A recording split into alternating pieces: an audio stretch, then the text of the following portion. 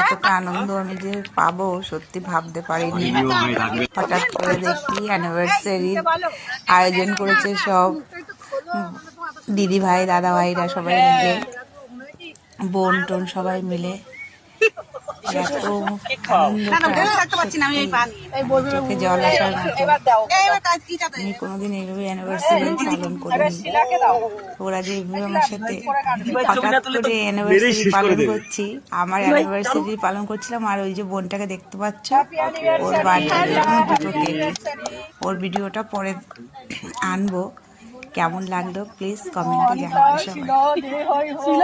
সবাই ভালো থাকো, সুস্থ থাকো। আর ইউটিউবেতে আমার চ্যানেল আছে, পারলে একটু সাবস্ক্রাইব করে দিও সবাই।